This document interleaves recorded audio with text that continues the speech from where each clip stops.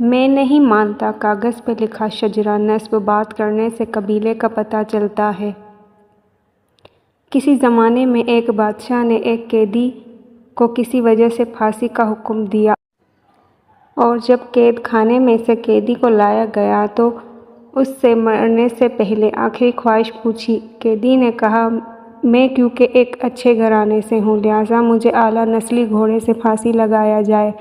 اس زمانے میں پھانسی کے تخت پر چڑھا کر گھوڑوں سے باندھ کر گھوڑوں کو دوڑایا جاتا تھا، اس طرح پھانسی کی سزا ہوتی تھی۔ خیر گھوڑوں کو لایا گیا تو قیدی بول اٹھا، ان میں سے ایک تو نسلی ہے پر ایک نسلی نہیں ہے، لہٰذا میری آخری خواہش مکمل نہیں ہوئی۔ بادشاہ نے گھوڑوں کے مالک کو بلوایا اور پوچھا، کیا یہ بات سچ ہے کہ گھوڑوں کے مالک نے جواب دیا، بالکل، ایک بالکل اصلی نسل کا ہے لیکن دوسرے میں گدھے کا میلاب شامل ہے۔ بادشاہ نے حیران ہو کر قیدی سے پوچھا، تمہیں کیسے یہ بات پتہ چلی کہ ایک گھوڑا نسلی ہے اور ایک نسلی نہیں؟ قیدی نے کہا، جو نسلی ہے وہ بڑے آرام سے کھڑا تھا جبکہ جو میلاب گدھے کا ہے وہ گدھے کی ہی طرح کبھی ادھر ٹانگ مار، کبھی منہ پھیر، کبھی اچھل کر، کبھی پیٹھ جھاکے سے مجھے علم ہوا۔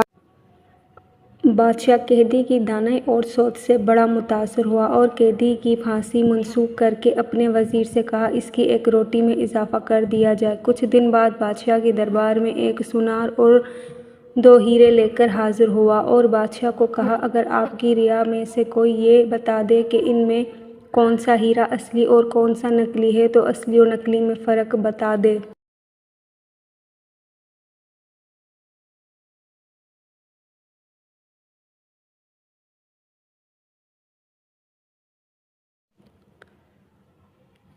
تو میں آپ کو دونوں ہیرے انعام میں دے دوں گا۔ بہت سے لوگ سے پوچھا مگر کوئی مکمل جانچ نہ کر سکا۔ بادشاہ کے دماغ میں قیدی کا خیال آیا۔ بادشاہ نے اس کو دربار میں حاضر ہونے کا حکم دیا۔ سپاہی قید خانے میں سے قیدی کو لے کر حاضر ہوئے اور قیدی کو ہیرے جانچ پڑتال کے لیے دیے گئے۔ قیدی نے کچھ ہی لمحوں میں بتا دیا کہ ایک اصلی اور دوسرا نقلی ہے۔ بادشاہ نے پوچھا، تمہیں کیسے پتہ چلا؟ قیدی نے کہا کہ اصلی ہیرا رگڑنے سے کبھی گرم نہیں ہوتا جبکہ نقلی ہیرا رگڑنے سے گرم ہو جاتا ہے۔ سونارے نے وہ دونوں ہیرے بادشاہ کو انعام میں دے دیے اور چلتا بنا۔ بادشاہ قیدی کی دانائی اور سوچ پر بہت زیادہ خوش ہوا اور سپاہیوں سے ایک اور روٹی بڑھانے کا حکم دیا۔ دوپہر کو جب سپاہی قیدی کو ایک روٹی اضافے کے ساتھ دیتے آئے تو قیدی نے کہا، بادشاہ بھی کسی لنگڑائی کا بیٹا ہے۔ سپاہیوں نے قیدی کی یہ بات بادشاہ تک پہنچا دی۔ بادشاہ کو غصہ آیا اور سپاہیوں سے قیدی کو دربار میں حاضر ہونے کا حکم دیا اور قیدی سے اس بات کی وضاحت مانگی گئی۔ قیدی نے بادشاہ کو کہا، اپنے خاندان کے بارے میں کسی سے پتہ کروا لو۔ بادشاہ کی سلطنت میں سب سے اڈھیر عمر شخص کو ڈھونڈا گیا اور اس سے بادشاہ کے آباء و اجداد کے بارے میں پوچھا گیا۔ اڈھیر عمر کے شخص نے بتایا کہ یہاں اس بادشاہ سے پہلے اس کا باپ بادشاہ تھا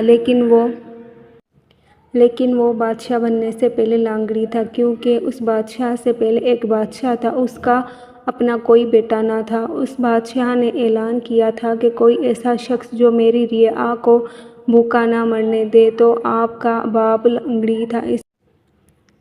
اس دربار کا اس نے حامی بھری کہ میں رعایا کو بھوک سے نہیں مرنے دوں گا۔ اسی طرح بادشاہ سلامت کے باپ کو سلطنت دی گئی۔ بادشاہ نے قیدی سے پوچھا، تمہیں کیسے پتہ چلا کہ میں لنگڑی کا بیٹا ہوں؟ قیدی نے کہا کہ میں نے جتنی حکمت اور دانائی کی باتیں تمہیں بتایا، تم بجائے مجھے آزادی دینے یا ہیرے جواہرات دینے کے بجائے میری روٹی میں اضافہ کر دیتے تھے۔ اگر تمہاری جگہ پر کوئی خاندانی شخص ہوتا وہ مجھے ضرور کوئی ہیرے جواہرات دیتا اور مجھے قید خانے سے رہا کرتا، لیکن تیری حرکتیں تیری نسل کا پتہ بتاتی ہیں۔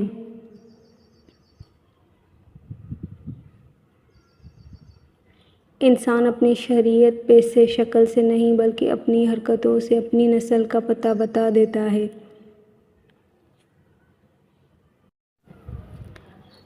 پلیز آپ اس اسٹوری سے کچھ سیکھیں، اور ہے نا آپ کی سپورٹ کی ضرورت ہے۔ اگر آپ کو ہماری اسٹوری اور اسلامک باتیں اگر اچھی لگتی ہیں تو پلیز سبسکرائب، شیئر کریں، لائک کریں، سپورٹ کریں۔